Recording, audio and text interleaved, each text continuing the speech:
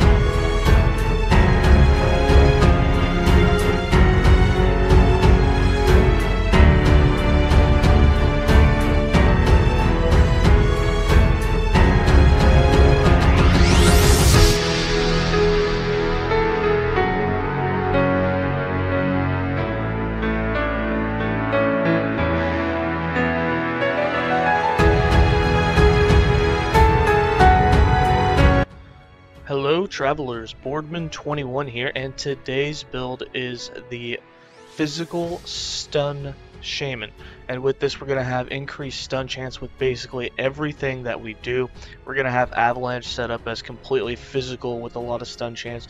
Tempest Strike and Earth Spikes is going to be both physical and have its stun chance increased. Maelstrom is going to give you increased stun chance per stack of it that you have. Storm Totem is going to have 100% increased stun chance.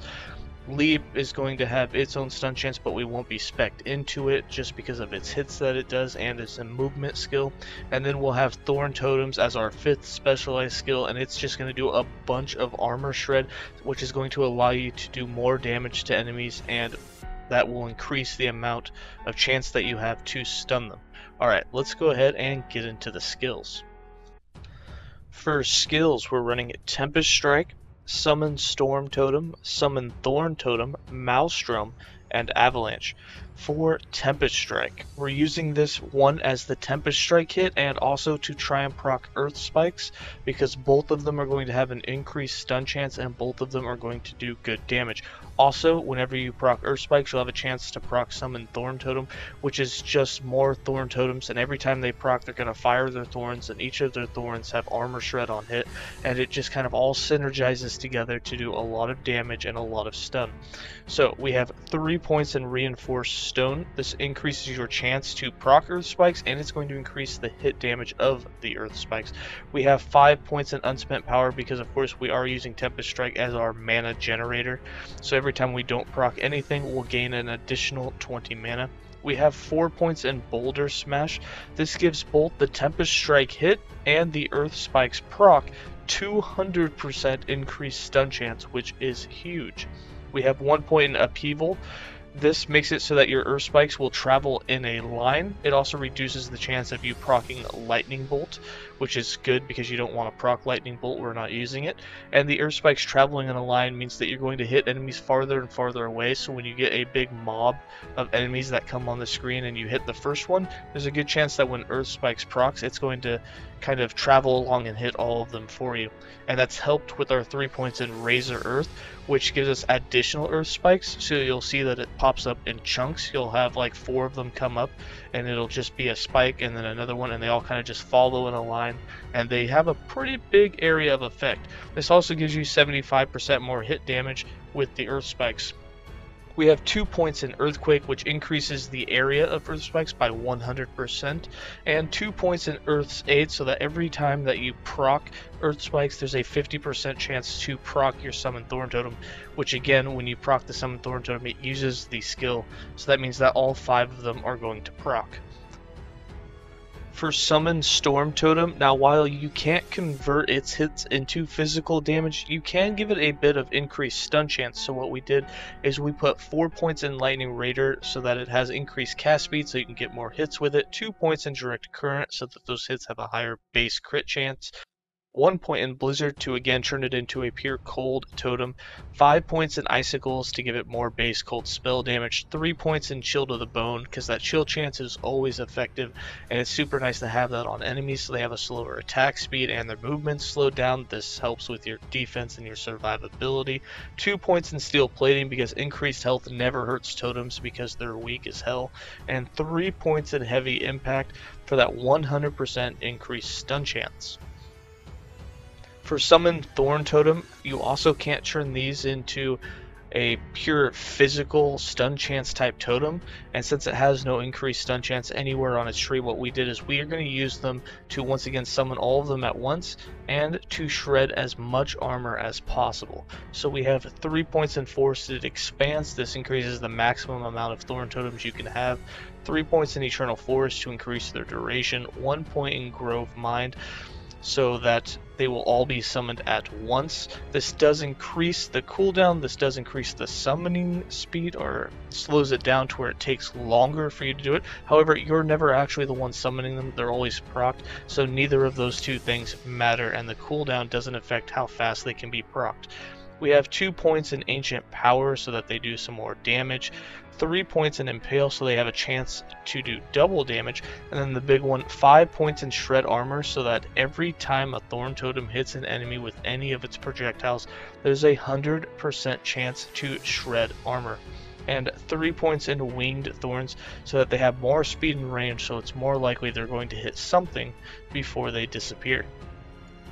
For Maelstrom, we have 2 points in Turmoil for some increased area, 3 points in Whirlpool so that they last for 60% longer, 3 points in Sleep-Footed so that you have some dodge per Maelstrom stack. Now we are running this on Instacast, so that means that we'll only have 6 or 7 stacks since it'll have the 2-second cooldown, but even at 6 to 7 stacks, this is still quite a bit of dodge. You're talking almost 300 flat dodge, so putting some percentage increases or some dex somewhere on the gear, which I don't think that I did, but if you put those on there, if you're having survivability problems, you can easily raise your dodge up and take less hits.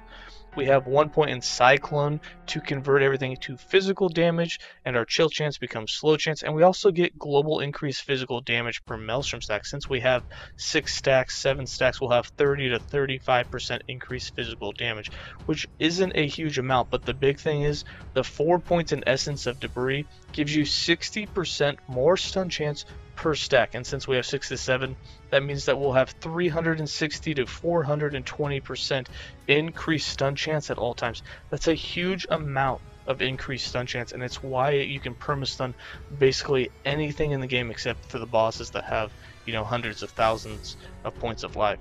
We have 4 points in Calm so that the mana efficiency, so that we can keep it up at all times and not worry too much about having to constantly just spam Tempest Strike.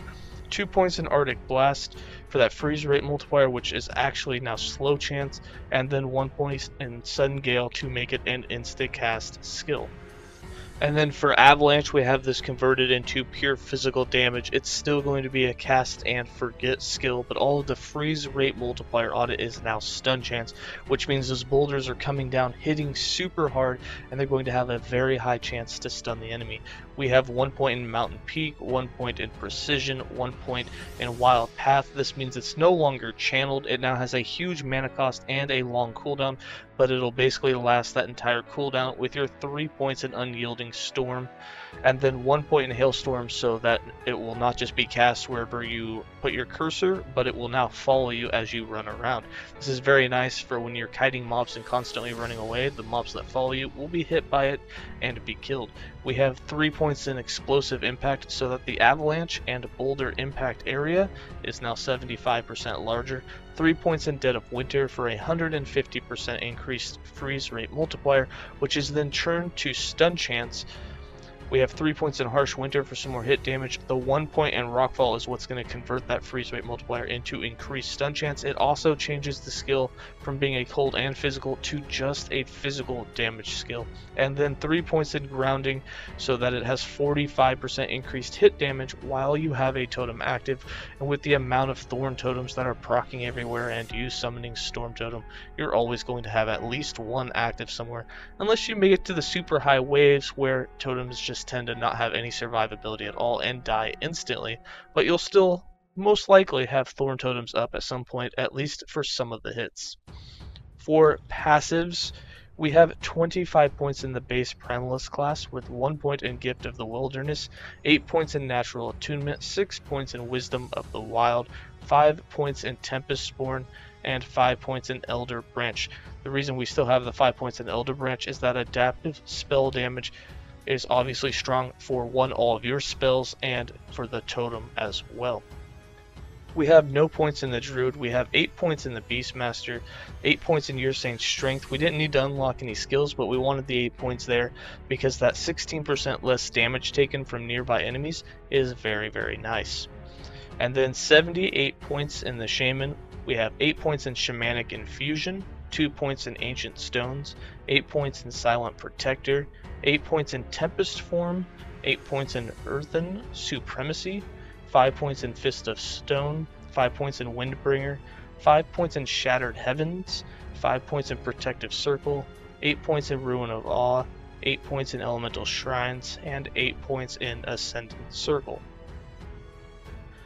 For your items, for the idol, you still want at least one idol that has a % chance to summon a Thorn Totem. Increased cold damage per active totem will help.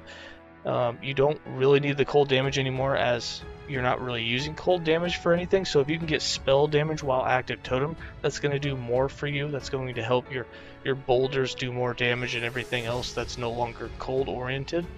And then for the rest of the idols, you want increased stun chance, or not stun chance, but increased stun duration, as many of those on 1x2s as you can get. The normal stun duration on just regular enemies is about 2 seconds, and with enough of these idols you can almost double that, so you can get 3.5 to 4 seconds of stun on all the enemies you stun. That gives you a whole 3.5 to 4 seconds to reapply the stun. Since enemies can be stunned over and over again, this means that you can perma-stun basically everything except for those things that have a crap load of life. If you can, for the suffix, get increased physical damage, although it's not a huge amount, it's not going to be super necessary, but to really min-max, that's what you want. For your weapon, we're still using a sorcery staff. We have increased physical damage, spell damage, we have stun chance. You can't get melee stun chance on the staff, but however, the increased stun chance means that all hits that you do now have increased stun chance, so that goes for the Avalanche, and it also goes for Tempest Strike and all of the spells that Tempest Strike can proc. It also means skills you're not spec'd into, such as Leap and everything else, will still have a better stun chance when they're used. It doesn't affect your totems, so your Summon Thorn Totems and your Summon Storm Totem are not going to have that 143% increased stun chance. And then we have Shock chance on hit to finish it off. For our chest, we have Attunement Vitality and just a bunch of health. We stacked a lot of health. You don't need any super rare fixes for this build. On the helm, we went with Set, Necrotic, and Poison. Remember, you're getting your physical and elemental resist from the totems. Having 5 of them active will cap those out for you. For our amulet, we have Set, Necrotic, and Poison, some physical penetration, and 100% chance to shred armor and hit. That's going to increase the damage you do, especially against bosses. For our rings, we're using copper rings for that increased stun chance. We have Attunement, we have Damage Leeches, health on hit, more health, some void resist for our belt, Set, Necrotic, and Poison, dodge rating for 4 seconds off potion use, more health, another copper ring on the left side for Attunement, Damage Leeches, health on hit, more void resistance, and some flat health. For our gloves, we have Leech, we have Attunement, more health. The boots, we have some movement speed with hybrid health, more Attunement, our 4th Set, Necrotic, and Poison to finish that off, and then for our relic, Attunement, Damage Leeches, health, more health, and then void resistance. For our character sheet, as you can see, with no totems active, we're capped on the Poison, Necrotic, and Void. As soon as we get the totems out, we'll be capped. Hold on, I gotta get the Thorn Totems out here. We'll be capped on everything else, so you don't have to worry about them as long as you have your Thorn Totem, Storm Totem active. As you can see, instantly we're capped on all of them. We have 23% damage reduction thanks to our armor, no dodge, and then for our damage, just a couple 100 to 300% damage in the spell and the physical. As you can see, for our stun chance, we have 358% increased stun chance. However, as soon as we get the Maelstrom stacks going, you'll see that jumps up, and as soon as we get to the 6 to 7 stacks, you'll see that we're sitting at about 700% increased stun chance at all times, which is huge and really helps. Now remember, that's the global stun chance. You have stun chance inside of your skills that add to that, and that's why you can stun so well. For the skill rotation and how I play the build, I like to put my Storm Totem, my Maelstrom, and my Avalanche all on autocast. I also have to put leap on my T-bar so that I can right click or press T to leap and have a movement skill, since you don't have to have Thorn Totems on your bar. And then I just use Tempest Strike whenever I want. So I'll go ahead and put those on autocast.